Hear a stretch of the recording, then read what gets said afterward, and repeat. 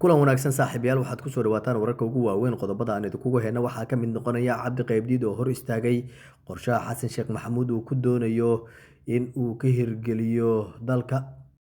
Dowladda federaalk soomaaliya oo tallaabo qasab ah kusoo rogtay shacabka. Midowda Yurub oo waxaad ku maray in jawaab adag la siin doono Donald Trump oo dagaal bilaabay. Jabuuti oo war ka soo saartay weerar ay ku qaaday jabhadda Furud, balse Itoobiya oo dhinaceeda iyana war kala soo saartay qodobada ay wixii nagu soo kordha ayaad saaxiibayaal ku daawan doontaan. Haddii aanu ku bilowno, senator cabdi qaybdiid ayaa diiday hanaanka doorashada qof iyo codkaas oo dowladda federaalk soomaaliya ay soo jeedisay in laga dhaqangeliyo Soomaaliya sanadka 2026. Dowlad goboleedka Galmudug waxaa ka dhici doona oo kaliya doorasho qaran oo lagu heshiiyey. Daneeyaasha dowlad goboleedyada Galmudug ayaa si wadajir ah uga arrinsan doona arrinkan, ayuu yiri senator cabdi qaybdiid. Waxa uu dhaliilay socdaallada joogtada ah ee madaxweyne xasan sheekh maxamuud uu ku tago dalalka dibadda. Ma habboona in muddo kooban gudaheed dibadda safaro lagu aado. Waxaana ugu baaqayaa labada gol ee baarlamaanka federaalk Soomaaliya inay soo fargeliyaan oo ay u kuurgalaan jidka qaldan ee Soomaaliya cagta ay saartay, ayuu hadalkiisa sii raaciyay cabdi qaybdiid. Senator cabdi qaybdiid oo horey u soo noqday taliyaha ciidanka booliiska Soomaaliyeed ayaa ah senatarkii ugu horreeyay si cad uga soo horjeesta hanaanka doorashada muranka badan dhalisay ee dowladda federaalk Soomaaliya hadda ay wado. Dowladda federaalk Soomaaliya ayaa sheegtay in hanaanka ay ka dhaqangelin doonto qaybo ka mid ah dalka, iyadoo laga reebay dowlad goboleedka Puntland oo ah maamul goboleedkii ugu horreeyay ee laga hirgeliyay Soomaaliya sanadkii 1998. Sidoo kale Jubbaland ayaa iyana ka mid ah meelaha aysan ka qabsoomi doonin maadaama labada dhinacba ay ka dhexeeyaan khilaaf aada u xoogan.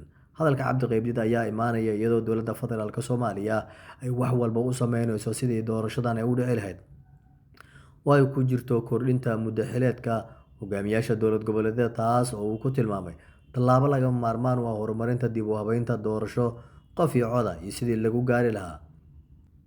Markana haddii aanu fiirino, ciidamada ammaanka ee Jamhuuriyadda Jabuuti ayaa fuliyay weerar ay ka geysteen diyaaradaha aan duuliyaha lahayn ee droniska meel ku dhow xadka ay la wadaagaan dalka Itoobiya, halkaasoo ay ku dileen 8 xubnood oo ka tirsan koox hubeysan oo tiro ahaan aan la cayimin oo dad rayid ah, iyo sida mas-uuliyiintu iyagu ay shaaciyeen.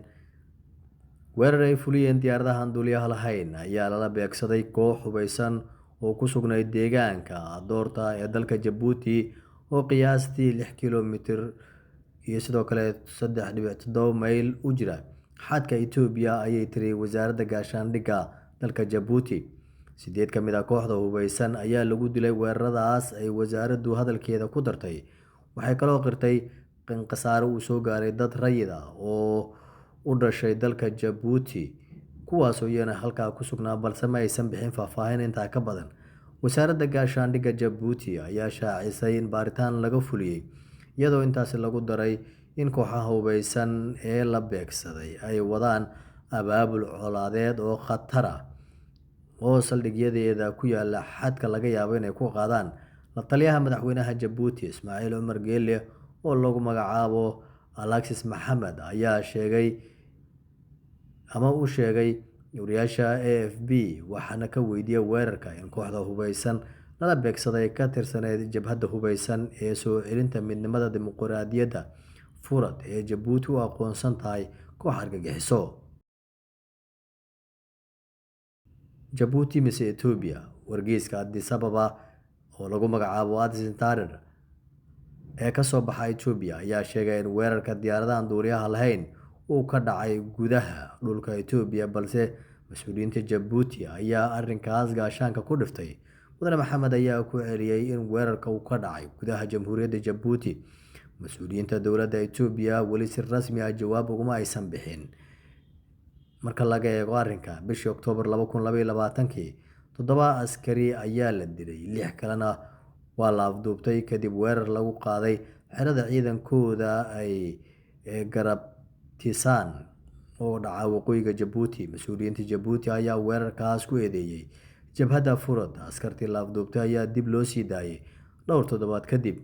Jabhadda Furad oo xuduudaheeda laga soo ururiyo qowmiyadda Canfarta ee ku dhaqan waqooyiga Jabuuti ayaa sanadkii 1991 bilowday dhaqdhaqaaq hubeysan oo ka dhan ah dowladda, iyagoo sheegay inay difaacayaan danaha qowmiyadda Canfarta oo ay ilaalinayaan qowmiyadda Ciisha oo ah qowmiyadda kale ee ugu tirada badan dalka marka la eego. Kooxdan ayaa markii dambe ku kala qaybsamay laba garab, iyadoo garabka Furad uu hadda qayb ka yahay isbahaysiga kooban ee 4 xisbi siyaasadeed oo taageera madaxweyne Ismaaciil Cumar Geelle. Haddana garabkeeda hubeysan ee Furad ayaa sii wada weerarada hubeysan marka la eego.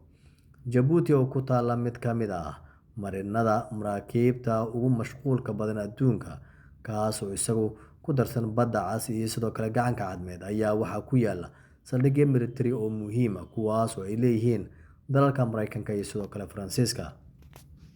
Guud ahaan intaa ayaan kusoo koobaynaa saaxiibayaal.